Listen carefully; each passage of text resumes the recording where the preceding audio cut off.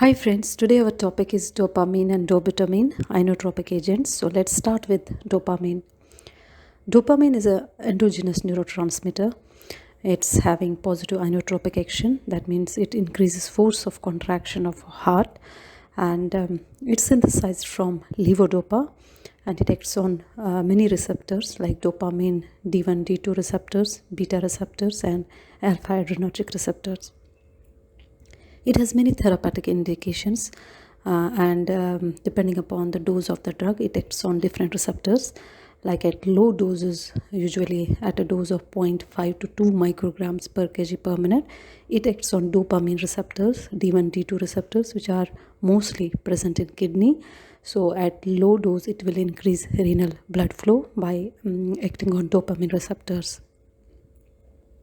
At moderate doses, like 2 to 10 micrograms per kg per minute, it acts on beta-1 adrenergic receptors, which are present in heart. So by stimulation of beta-1 receptors, it will increase cardiac output and contractility. At high doses, more than 10 micrograms per kg per minute, which is usually not preferred, it acts on alpha receptors, like alpha adrenergic receptors, which are present in blood vessels. So stimulation of these receptors will increase systemic vascular resistance, blood pressure, and heart rate, and this dose is prone to cause tachyarrhythmia. This slide is diagrammatic representation how dopamine acts on D1, D2 receptors, which are present in renal blood vessels, and their dilatation, causing dilatation of renal blood vessels. This will improve the renal blood flow. So at moderate dose, it will act on beta-1 receptors, which are present in heart. Thereby dopamine acts as an beta-1 agonist, leading to stimulation of adenyl cyclase. Once adenyl cyclase is activated, it will lead to conversion of ATP into cyclic adenosine monophosphate. This will lead to phosphorylation of protein kinase, and this phosphorylation will finally lead to a rise in or increase in intracellular calcium, which will cause contraction. That is, inotropic action is because of the this accumulation of calcium, increase in intracellular calcium in heart. So what are uses of dopamine?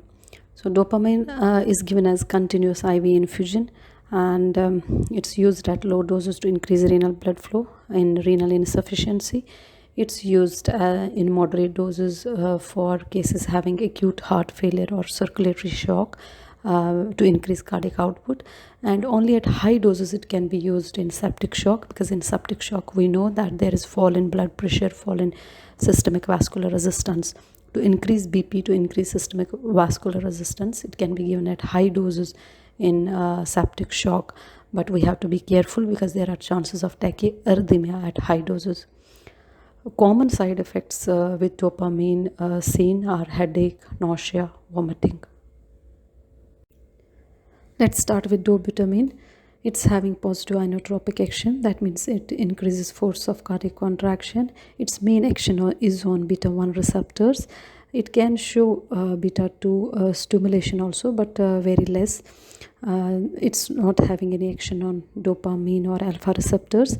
And dopamine stress echocardiogram is used for the persons who want to go for this sort of stress test to check if the heart is working well or not, and it has replaced exercise stress test. So what is advantage of dobutamine over dopamine? It's selective cardiac stimulant because it acts mostly on beta-1 receptors, and so its adverse effects are very less, and it's preferred as cardiotonic in acute heart failure or after myocardial infarction or after open heart surgery. And its dose is usually given in the range of 2 to 8 micrograms per kg per minute, but it's contraindicated in idiopathic hypertrophic subaortic stenosis, and its side effects mostly are headache, nausea, and tachyphylaxis. That is by giving continuously, there is a development of tolerance, and this tachyphylaxis limits its longer use. Let's summarize effect of dopamine and dobutamine on cardiac output, systemic vascular resistance, and heart rate. Dopamine will increase cardiac output because of beta-1 stimulation. It will increase systemic vascular resistance and heart rate because of action on alpha adrenergic receptors also. While dobutamine, mostly acting on beta 1 receptors, will stimulate heart, will lead to increase in cardiac output, but it will lead to decrease in systemic vascular resistance because it's not having alpha action, and to some extent it's having beta 2 stimulation action. So stimulation of beta 2 receptors will lead to dilatation of vessels, so there are chances of decrease in systemic vascular resistance, but there is no change in heart rate, or slight increase in heart rate can be there, but that will be mild. Let's start with question answer session. Schizophrenia and Parkinson's disease are both linked to changes in which neurotransmitter? Is it serotonin, is it glutamate, dopamine, or acetylcholine? So it is dopamine.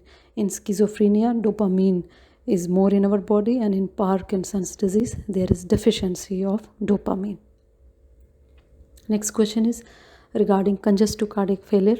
It may be managed by administering all the below drugs except vasodilators, diuretics, dopamine and dobutamine, amiodarone. As we know, CCF is managed with 3 Ds. One is dilators, diuretics and dopamine dobutamine. So amiodarone is not given commonly in CCF because it's antiarrhythmic drug. Question third is regarding which of the following is not an endogenous catecholamine. Dopamine is endogenous catecholamine, epinephrine is endogenous catecholamine, norepinephrine is endogenous catecholamine. Dobutamine is catecholamine, but it is not endogenous. We give it exogenously. Question 4 is regarding the drug which is not recommended for beta blocker induced bradycardia. As we know, beta blockers will block the beta 2 receptors, so there are bradycardia is their side effect. So what is the management for beta blocker induced bradycardia? Is it glucagon, is dopamine, is it dobutamine and calcium chloride? We have to find out of these all which is the drug which is not given for beta blocker induced bradycardia. So glucagon is given. Dopamine will lead to stimulation of beta 1 receptors, so it will cause increase in stimulation of beta 1 and alpha receptors, so there is increase in heart rate. Calcium chloride will also increase heart rate, but dobutamine usually it will keep the same heart rate, or there will be slight increase in heart rate. So this is not usually recommended for beta blocker induced bradycardia. Question 5. As a cardiovascular drug, dopamine can produce remarkably different effects depending upon the dose administered. At high doses, the predominant effect of dopamine would be to cause vasoconstriction by stimulating. Is it alpha adrenergic receptor stimulation, beta 1 adrenergic receptor stimulation, beta 2 adrenergic receptors, or stimulation of dopamine receptors? So it's because of stimulation of alpha adrenergic receptors. So this is last question of this session. A patient in cardiogenic shock is given a beta 1 selective agonist to increase stroke volume. What drug was given? Was it dopamine, dobutamine, epinephrine, isoproterenol, or norepinephrine? As we know, dopamine acts on both alpha and beta and D1, D2 receptors. Epinephrine acts on alpha and beta receptors. Isoproterenol is also non-selective for beta receptors, and norepinephrine will also act on alpha and beta receptors. So right answer for this question is dobutamine. It's cardioselective. It acts mostly on beta 1 receptors. So dobutamine is the right answer for this question. Thank you everyone.